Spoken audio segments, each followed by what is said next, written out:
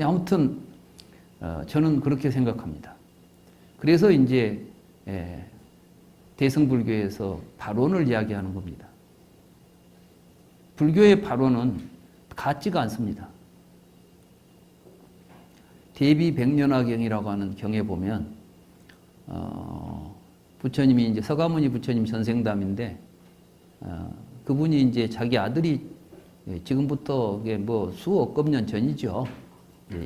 옛날 말하자면 불경에 나오는 본생담에 나오는 이야기니까 거기 보면 이제 이런 이야기가 나옵니다. 많은 사람들에게 부처님 앞에 가서 원을 세우도록 합니다. 근데 많은 사람들이 우리는 불교 뭐 공부를 하게 되면 나는 좀 뭐 오래 살게 해주세요, 복 받게 해주세요 이런 이야기를 하죠. 지금은 이제 뭐 돈 많이 벌게 해주세요, 뭐 해주세요 이런 것들은 전부 뭐냐면 이미 있는 것들을 이미 기존의 가치를 소유하려고 하는 겁니다. 우리는 대부분 이 세상을 살면서 이미 다른 사람들이 가치 있다고 만들어 놓은 것을 자기도 구하려고 해요. 그죠? 나무재산 찾는 거야. 애플 회사를 만들었다가 죽은 사람 있죠. 스티브 잡스 이야기 보니까 이 사람이 마지막에 불교에 귀의를 했더라고요. 이분이 이제 암 선고를 받았잖아요. 그러고 나서 해탈했어요. 암으로부터 벗어나요. 이게 몸은 암이 걸렸지만은 이제 자기 자신의 삶이 병에 구애되지 않아요. 우리는 암이 걸렸든 어쨌든 우리는 어차피 죽습니다. 그 사람이 우리보다 좀 빨리 죽었지 여러분 안 죽을 것 같아요? 그때 깨달은 것 같아요, 이 사람이. 그래서 내가 돈을 얼마나 버는가 하는 내 삶에 있어서 중요하지 않다는 거예요. 내가 오늘 하루를 어떻게 살았는가. 그리고 내가 잠자기 전에 오늘 참 멋지게 살았다. 꼭 할 수 있는 것이 나에게는 중요하다. 그런 이야기가 나와요. 읽어보셨어요?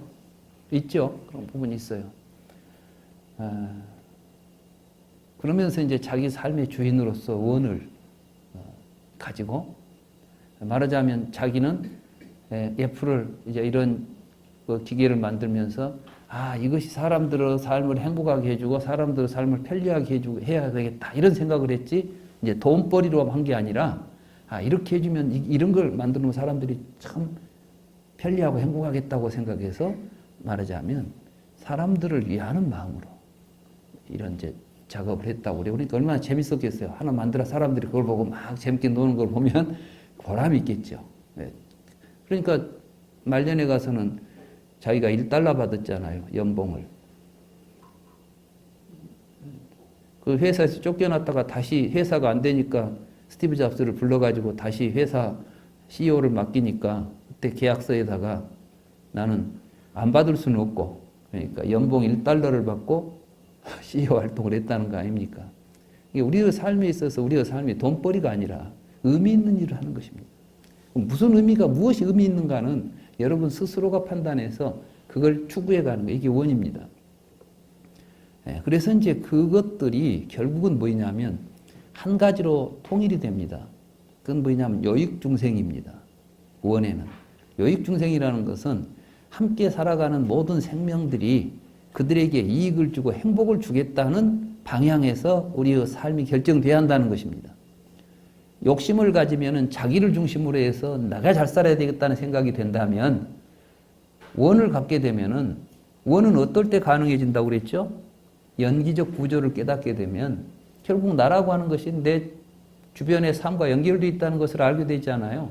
내 주변의 삶을 아름답고 행복하게 해주는 것이 곧 나 삶을 아름답고 행복하게 만드는 것과 직결되어 있다는 것을 알게 되니까 그것을 관계를 맺어주는 것을 자비라고 그래요. 그러니까 지혜로운 눈을 가지고 원력을 세우게 되면 우리의 삶은 자비로울 수밖에 없습니다. 이게 우리의 본성입니다. 이걸 불성이라고 그럽니다. 대승불교에서 불성이라는 말 자체가 뭐 다른 게 아니에요. 우리의 마음은 중생의 마음은 탐진치지요. 이 탐욕이 지혜를 통해서 변화가 일어나야 됩니다. 그러면 뭐가 되겠어요? 원이 되는 거예요. 원. 그러니까 부처님은 우리같이 짜잔한 욕심을 낸 게 아니라 욕심을 크게 낸다니까. 욕심을 지 한 몸에다 욕심을 일으키면 탐욕이라 그러고 일체 중생을 향해서 욕심을 일으켜버리면 대원이라 그래요. 대원. 큰 원이다. 아시겠어요? 그러니까 이제 주인 되려면은 탐욕을 버리고 대원을 세워야 됩니다. 그러니까 나는 이렇게 살겠다는 자기 삶의 목적을 자기가 스스로 세우고 가야만 자기 삶의 주인이 될 수 있겠죠. 그 다음에 이제 이 대원은 어디에서 나오냐면 어리석은 생각에서 나올 수가 없어요. 그래서 이제 지혜로운 생각을 가지고 이 대원을 일으키게 되면 자연스럽게 뭐가 일어나요? 일체 중생에 대해서 자비심이 일어날 수밖에 없어. 그러니까 지혜로서 이 우주의 실상을 통찰하고 자비를 실천하게 되면 원이 성취되게 돼 있죠. 그래서 이제 원은 앞에서 수레를 끌고 가는 말과 같고 자비와 지혜는 그 수레를 굴려가는 두 축이 바퀴와 같은 거예요. 그래서 이제 주인된 삶을 산다는 것은 원력의 힘찬 말을 묻고 자비와 지혜의 두 수레바퀴에 의지해서 자기의 삶을 스스로 주인으로서 살아가는 것. 이게 바로 이제 붓다의 삶을 따라가는 불자들의 삶이다. 저는 이렇게 보고 있습니다. 사회 문제를 이제 이렇게 원을 세우고 살아가려면은 우리가 살고 있는 이 사회에 대한 이해를 해야 됩니다. 부처님의 그 열애 시포 가운데 보면 세간해라는 게 있죠. 세간해라는 말이 나옵니다. 이 세간해라는 것은 뭐냐면 부처님은 이 세상을 잘 이해하신 분이라는 뜻이에요. 다른 말로 말하면 우리 불자들은 그냥 이 세상에 우리가 생각하는 이상만 그리고 사는 게 아니라 우리가 살고 있는 현실 세계를 잘 진단해야 된다는 거예요. 부처님은 그 당시에 어떤 사회였냐면 윤회에 찌들어 있었죠. 그 당시 사람들이 모두 윤회한다는 생각에 빠져 있었잖아요. 거기다 사성 카스트 제도 속에 갇혀 있었잖아요. 그러니까 그들에게 윤회를 벗어나라고 말했잖아요. 지금 부처님이 뭘 이야기했어요? 윤회에서 벗어나라. 윤회는 생사의 고해다. 이렇게 말했잖아요. 지금도 와서 부처님이 윤회에서 벗어나라는 이야기 했을 것 같아요? 우리들이 지금 윤회한다는 생각도 안 하는 사람들한테 윤회에서 벗어나라는 이야기 했겠냐고. 맥락을 보고 이야기를 해야 돼요. 부처님이 윤회 이야기를 했다고 해서 윤회가 있으니까 벗어나라고 했을 거 아니냐 이런 식으로 보면 안 돼요. 그 당시 인도인들의 의식 속에서 인도인들의 삶을 고통스럽게 만들고 있는 게 윤회설인 거예요. 거기서부터 벗어나라고 가르친 거예요. 지금 이 시대에 와 있다면 지금 우리가 가지고 있는 개인주의라거나 지금 이 시대를 지배하고 있는 여러 가지 잘못된 사고들 있죠. 그것들을 대상으로 해서 부처님은 설법을 하셨을 거라고. 3000년 전 이야기가 지금 이야기하고 동일할 수는 없어요. 그러나 그 맥락은 동일하다고 볼 수가 있겠죠. 그런 점에서 우리는 이제 이 시대를 우리가 바르게 이해하고 이 시대가 가지고 있는 문제를 해결하기 위한 노력을 해야 됩니다. 그러지 지금도 뭐 불교 공부하고 무조건 막 불교만 사람들한테 알려준다고 해서 불교 운동이 되는 게 아니라고요. 저는 이제 이런 점에서 제가 굉장히 그 감명 깊게 읽었던 책이 바로 에리 프롬의 소유냐 삶이냐라는 책입니다. 소유냐 존재냐라고도 했죠. 번역은 역자에 따라서는 소유냐 존재냐 뭐 소유냐 삶이냐. 근데 이 책에서 프롬은 저는 이 책을 전체적으로 읽어가면서 뭘 느꼈냐면 이 시대에 말하자면 그 20세기의 불서다. 그러니까 이제 현대인들에게는 이런 식으로 이야기를 해야 불교가 제대로 이해가 되겠구나. 이걸 제가 이 책을 읽으면서 내내 느꼈어요. 첫째 이제 그 소유 구조, 그는 소유를 통해서 죽음이 있다고 봅니다. 그러니까 프롬이 이 책을 쓸 때 제목 이름이 To have와 to be죠. To have와 to be잖아요. 이 말은 섹스피어의 유명한 말, 죽느냐 사느냐 그것이 문제로다. 그 말 있죠. to be o하나 to be잖아요. 이 말을 to have와 to be로 이제 바꾸어서 표현한 거예요. 그러니까 우리 인류가 죽을 것이냐 살 것이냐의 기로에 서 있는데 그럴 때 소유하면 죽고 존재하면 산다. 그래서 우리는 모두 소유를 자기화시켜 놓고 있어요. 몸도 자기의 소유물로 봅니다. 몸은 내 소유물이 아니라 그냥 그 자체로서 존재하고 있는 겁니다. 근데 이 몸이 존재하는 것은 연기적 구조 속에서 존재하겠죠?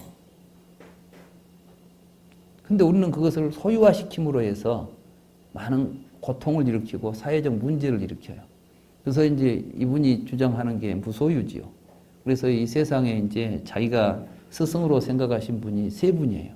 에리 프롬이 무소유를 주장하고 실천한 세 사람을 이야기합니다. 제일 먼저 붓다, 그 다음에 예수, 그 다음에 막스를 이야기합니다.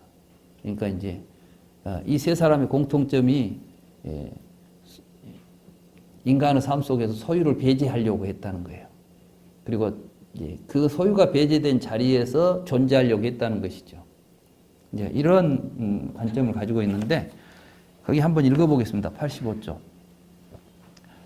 무한한 발전이라는 저 위대한 약속, 자연을 지배하고 물질적 풍요를 가져오며 최대 다수의 최대 행복을 가져다 주며 방해되지 않는 개인적 자유가 보장되리라는 약속이 산업시대의 개막 이래 여러 세대의 희망과 믿음을 지탱해왔다. 그러니까 사실 우리 시대를 이 사람이 진단한 거예요. 지금 우리가 하는 뭐 민주주의하고 뭐 이렇게 경제를 발전시켜서 우리가 모두 부자로 잘 살자는 이야기 하지 않습니까? 이건 언제부터 시작된 거냐면은 서구에서 산업화가 이루어지고 제가 아까 이야기했었죠. 민주화와 더불어서 산업화가 이루어졌다고. 이게 이제 그 뿌리입니다. 산업시대는 결국 이 위대한 약속을 이행하는 데 실패했고 점점 많은 사람들이 다음과 같은 사실을 인식하고 있다. 모든 욕망의 무한정한 충족은 안녕을 가져다 주지 않으며 그것은 또한 행복의 길도 아니며 최대의 쾌락으로 가는 길조차도 못 된다. 우리의 삶의 독립적 주인이 된다는 꿈은 우리의 사상, 감정, 취미가 정부와 산업 그리고 이들이 지배하는 매스 커뮤니케이션에 의해 조종되며 우리는 모두 관료적 기계장치 속의 톱니바퀴가 되어버렸다는 사실에 우리의 눈이 뜨이기 시작하면서 끝나버렸다. 사실 이게 현대 우리 사회의 구조입니다.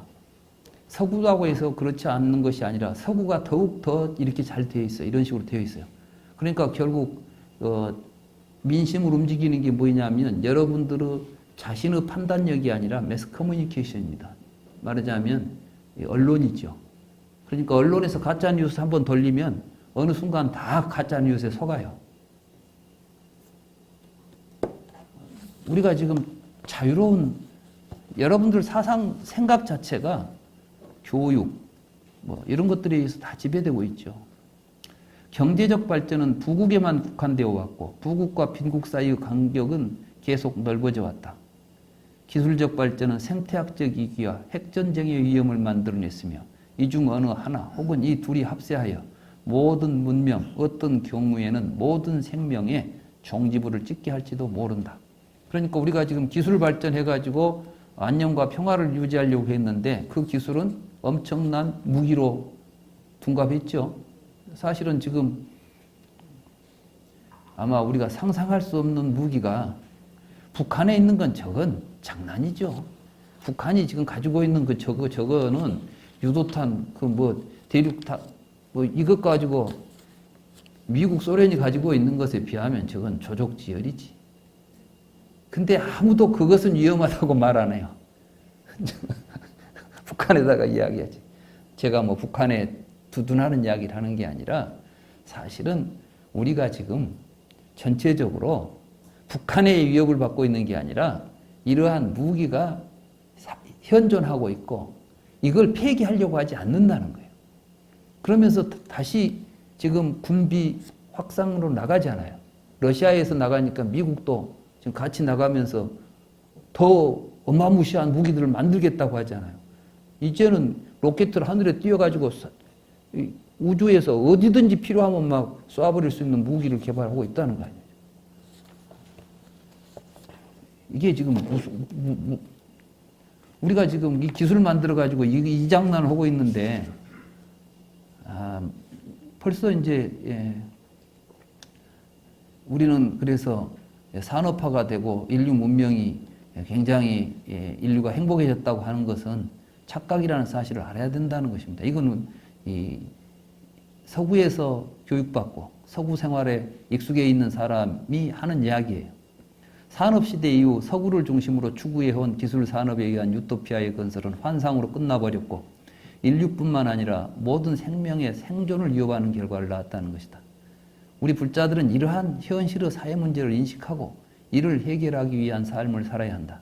에리 프롬은 인간의 성격이 근본적으로 변해야 현대의 위기에서 벗어날 수 있다고 전제하고 그것을 가능하게 하는 조건을 다음같이 이야기한다.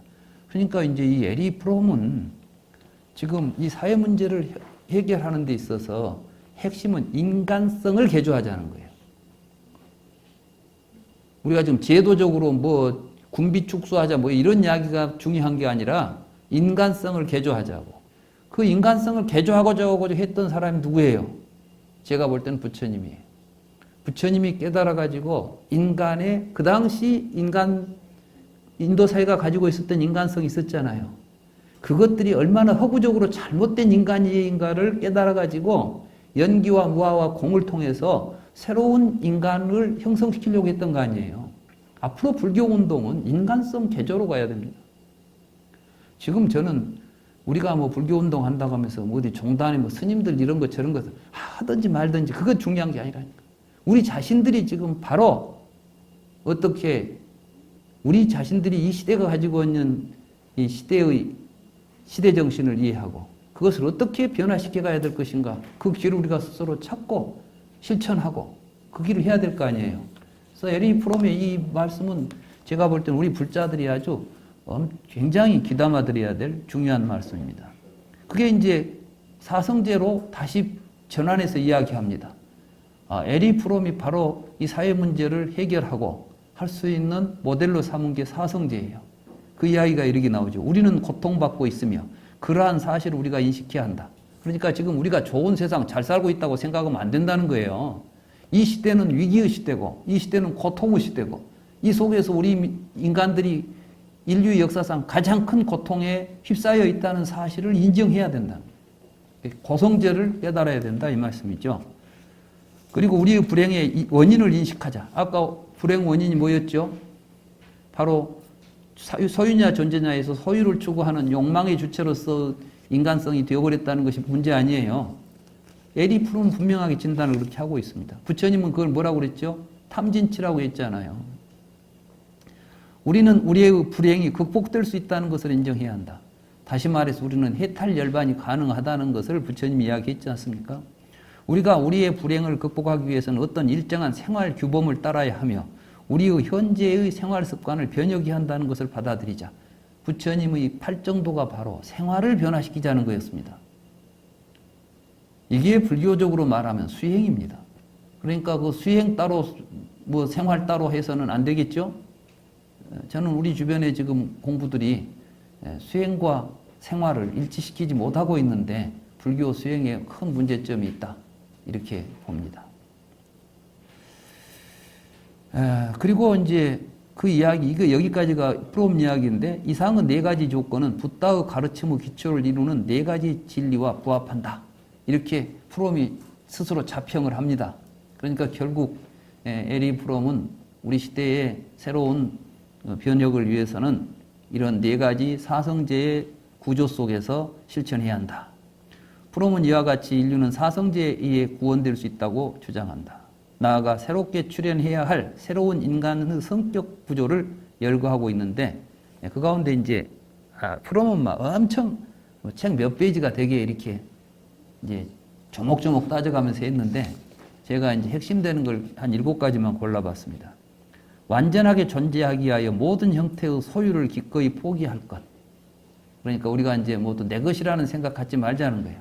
그리고 우리가 이제 구조적으로는 현재 사회 구조 속에서는 우리가 재산의 소유가 이미 개인 뭐 등기도 되어 있고 그러니까 가지고 있지만 그걸 내 것이다라고만 생각하지 않고 이것은 내가 보관하고 있는 것이다.